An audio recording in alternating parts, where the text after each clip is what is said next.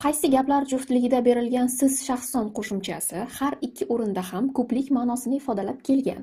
Demak, bu yerda har bitta variantda ikkitadan gap bor va ularning har ikki o'rnida ham shaxson qo'shimchasi siz ko'plik ma'nosini ifodalab kelishi kerak.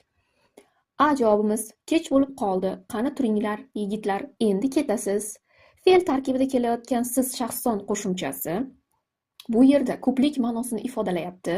Qayerdan bilamiz? Chunki bu yerda so'zlovchi yigitlar deb ko'plikdagi shaxslarga gapiryapti. Hammangiz biz bilan birga jo'naysiz. Jo'naysiz fe'lning tarkibida siz shaxson turibdi va bu gapning egasi hammangiz. Hammangiz o'z-o'zidan ko'plikni bildiryapti. Demak, ham shaxsda, ham sonda bir-biriga mos bo'ldi. Shaxson qo'shimchasi ko'plikni ifodaladi bu yerda. B javobimizda: assalomu alaykum taqsir, siz ancha ovora bo'libsiz. Xo'p, bu yerda qarang, taqsir deb bitta shaxsga murojaat qilyapti. Demak, ko'plik emas, siz qo'shimchasi hurmat ma'nosini ifodaladi. Bolalarim ko'p shaxsga murojaat qilyapti. Ilm olishdan erinmang, mevasini keyin ko'rasiz. Ikkinchi gapimiz mos, lekin birinchi gapimiz mos bo'lmaganligi uchun B javobimiz noto'g'ri.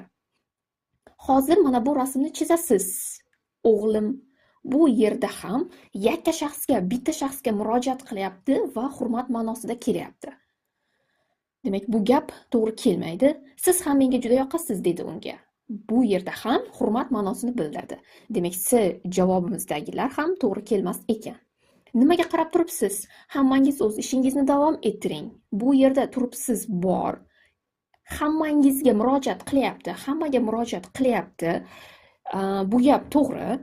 Shunaqa ham uxlaysizmi bolam? Tush bo'lib ketdi-yu degan gapimizda esa bolam deb yakka shaxsga ishora qilyapti, yakka shaxsga gapiryapti. Shuning uchun ham bu to'g'ri kelmaydi. Bu yerda hurmat ma'noni ifodaladi. Demak, D javobimiz ham noto'g'ri ekan.